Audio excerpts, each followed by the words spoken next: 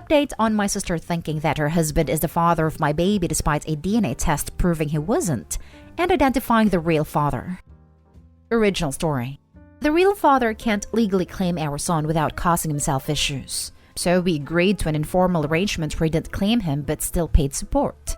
He gave my sister his name, and he got on a video call with her and verified that he was the father, but he just can't do a formal DNA test or claim our son. To clarify by formal DNA test, I mean one that would be court-ordered and result in him taking parental rights, while the informal test was done privately, and we have agreed not to take it to a court.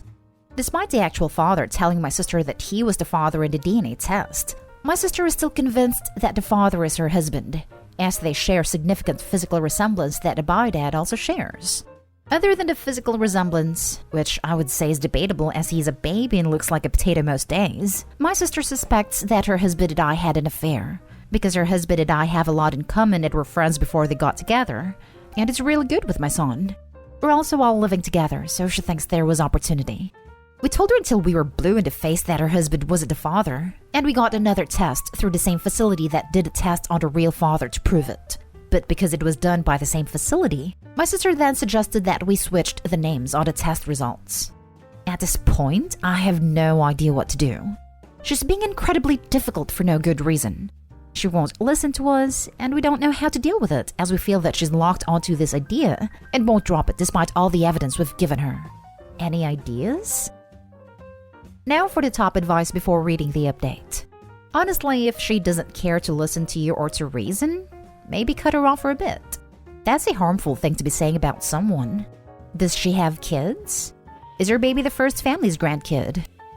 Part of the problem is that we live together, so there's only so much cutting off I can do. Neither of us can move out either. This is the first grandchild, and the first baby for several years. And I was actually the youngest family member overall before my son was born.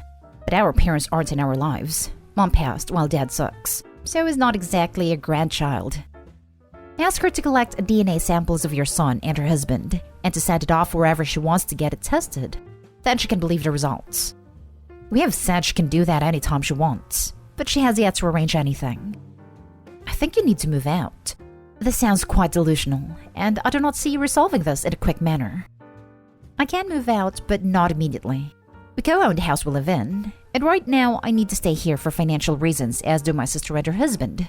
The layout of the house does allow for some space to be enforced, but not much. Can't your baby daddy help you get a place that's safe to stay, for the kids' sake?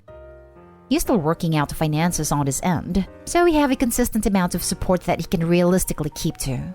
He is sending some money right now, but until the other financial plans are in place, the money he's currently sending isn't enough to cover everything. And now for the update. While I didn't fear for the safety of my child or myself, several commenters on the last post did. And when I showed my sister's husband a post, he admitted that he found a secret camera in their bedroom a few weeks ago. When I heard that, we agreed to deal with this now.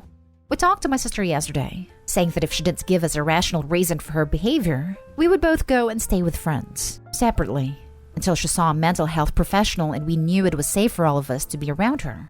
She locked herself in a room. When her husband asked to be let into the room so he could get his bag to stay with his friend, they began arguing. And between rounds of arguing with him, she would come crying to me. Literally. Between us, we got the truth from her. While my sister has always told me that she was on the fence about kids, she told her husband that she definitely wanted them. Truth is, she has never wanted children, and doesn't think she ever will. She knew this before she and her husband got together, but lied thinking that after they married, she could talk him out of wanting kids. She managed to convince him that they should hold off on kids, until I had a baby, which prompted him to ask her about kids again. She realized she had to leave him, but then she lost her job, so he was supporting both of them. A no-fault divorce requires they live apart for years before filing, and my sister could no longer afford this, so she realized it would have to be an at-fault divorce, and it would have to be his fault. She never believed that he was actually the father of my child, but she thought that by freezing out both of us, combined with her accusing us of cheating, being crammed into a small space together, him being good with my son, and our past friendship, it would all lead to us actually having an affair that she could catch on camera. She could then divorce him due to cheating, and rush the process and push for alimony on the grounds that he cheated on her with me while she was unemployed, and without alimony she would be stuck living with me, her husband's affair partner. The only flaw in her plan was that neither of us would ever do that to her. Her husband is currently staying with friends until he figures out what he wants to do. I'm at the house still, with my sister and my son. Things are tense, but she's agreed to sell the house, though she isn't happy about it. She has stayed in her area of the house all day, and I'm hoping she keeps to this. So, your sister is a terrible person. Hope you can see this. She lied to her husband and tricked him into a relationship under false pretenses, basically. Having kids is a huge life goal for some. That's just number one. She is so much of a C-word that she wanted to frame her sister and her husband to have an affair so she could get money? Jesus Christ, what a toxic person. I do know that it was terrible of her to lie to her husband like that.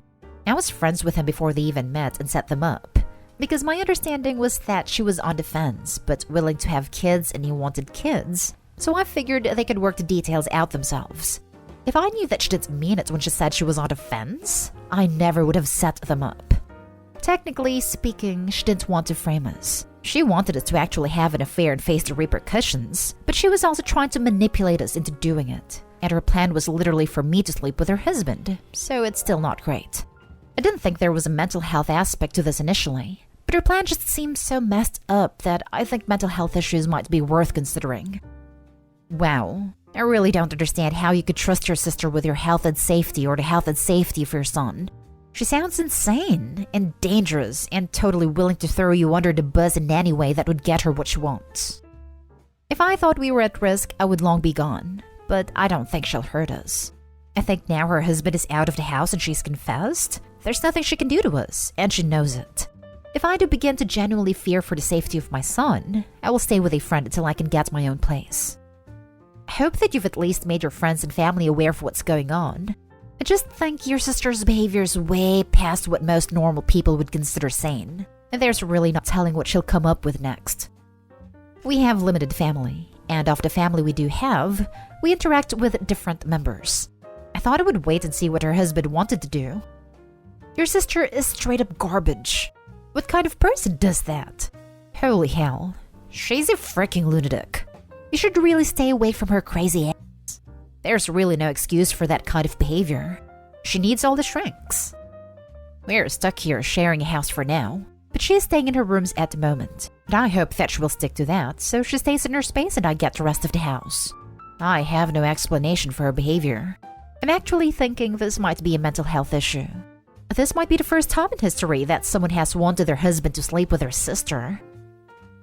Next story is titled, My wife and her best friend accused me of having an affair, then got angry when I didn't have one. I, 31 male, and my wife, 29 female, had a baby last December. It was a traumatic birth, and my wife developed postpartum depression. While she was originally going to go back to work after the birth, she's been struggling enough that we decided to wait until our daughter was a year old and reassess, and she has been going to therapy weekly. With my wife home full-time, I've had to work increased hours. This is something we discussed prior to making this decision, and she knew this from the start. A few weeks ago, my boss approached me about a project that would require a lot of overtime in a short amount of time. It would both be great financially and for my career. I talked to my wife about it, and she agreed that I should say yes to my boss.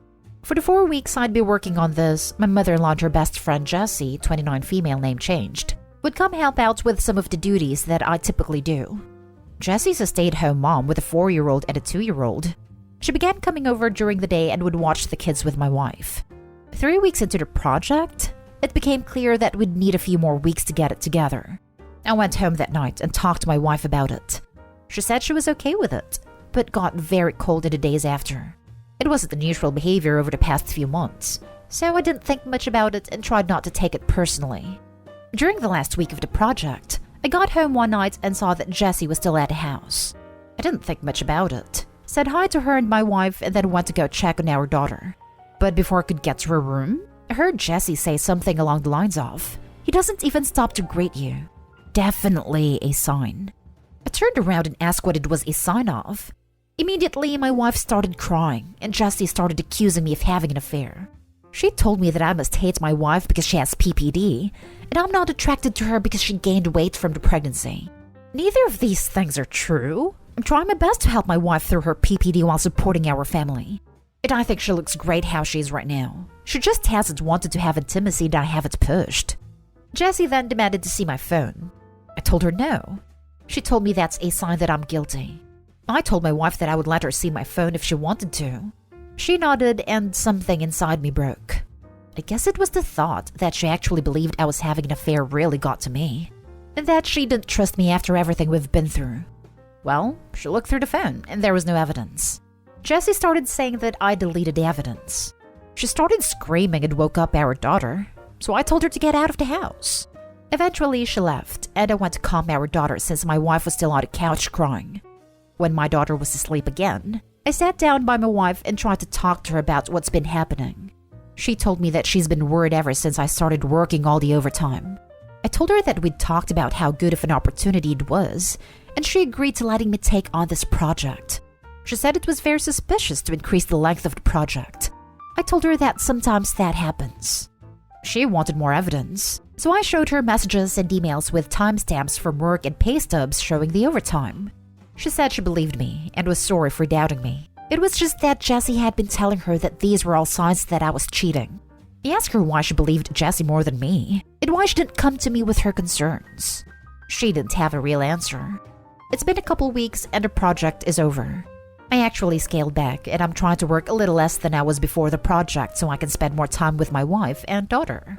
But I feel so burnt out trying to do everything and becoming resentful because in the back of my mind, I know that my wife doesn't trust me. I ask myself what happens the next time I have a project, or I have to run errands one day, or if I have a business trip. Am I going to come back every time to accusations that I'm cheating? I've tried bringing it up a couple times, but my wife tells me it's not the time, and that she's tired or sad. I try to be mindful of her feelings, but I wonder if that means that I can never have any of my own. I'm not sure what to do here. Any advice for how I can move forward? Now for the advice. This is a horrible situation made worse by your wife's friend, who is possibly projecting her own relationship issues on you guys. I would go to couples counseling and keep reassuring your wife that you love her. Depression makes you think crazy things. I hope the best for you. This sounds to me like Jessie is projecting onto your already very vulnerable wife. I'm happy to hear your wife is already seeing a therapist and totally agree that couples counseling is important. But just so you know, your feelings are valid. You are pushing yourself too hard and stretching yourself too thin. It's okay to feel the way you do, but please make sure you address your feelings. Don't bury them because it's not the right time. It won't ever be the right time, which is where couples counseling can come in to help force the conversation. You sound like a wonderful husband, and your wife sounds like she's pretty great too, and hopefully with some help you'll be back to your new normal with your little family. Best of luck, man. Jessie probably projected her own problems into your relationship. You have to tell your wife that she should trust you. Maybe some therapy. Her best friend damaged a lot of something that wasn't her freaking problem. She is the devil on your wife's shoulder. And Jessie should never be allowed in the house again. She's an enemy to the relationship.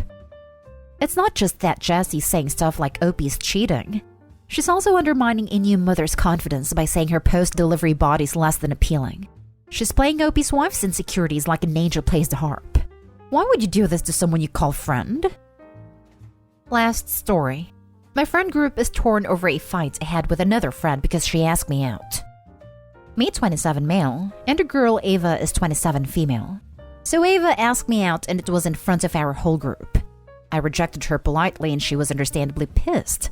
But she kept bugging me about why I rejected her because she knew that I found her attractive. True. I didn't want to say anything at first, but she kept pissing me off about it. So I finally told her it was because of her past multiple toxic relationships. She was shocked and angrily asked why I was judging her by her past. So I said that I didn't want to date someone who didn't respect herself and allowed herself to be willingly treated like dirt, and kept repeating the cycle. She had complained constantly to us and we told her to not date jerks, but she never listened. She then called me an incel and superficial and said that she was just having fun. So I asked her why she couldn't have the fun with me, and she said because I was the boring/husband kind of boyfriend. Not gonna lie, that hurt me a bit because I've got a low-key life. Work, play football, and hang out with friends. I've had multiple relationships, but gotten screwed/cheated on because I've not paid attention to the girl 24/7, or that I was too nice. I got angry at her and said that she was just an old hag who couldn't have fun anymore because her makeup couldn't hide her ugliness, which I regretted instantly. She was in tears and left the apartment crying and went home. The rest of the dinner was pretty awkward in silence, and soon everyone left. Some of my guy friends called me later saying it was alright, and that I didn't do anything wrong, and she was asking for it. But some of my gal friends said that Ava was confessing to me and was in a vulnerable position, and I hurt her a lot. I've got no idea what to do, and I don't want to mess up the group over this. She asked you in front of the friend group. She did this out in the open to put pressure on you to say yes.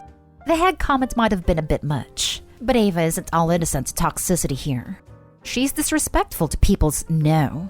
I'd suggest avoiding Ava. Keep cordial but not friendly. Continuing to have fun with your friends and enjoy yourself. She got ugly on you first. Aha! Flip the sexes. If a guy had asked a girl out in front of everyone and pressured her, the Reddit goblins would goose step to a different tempo.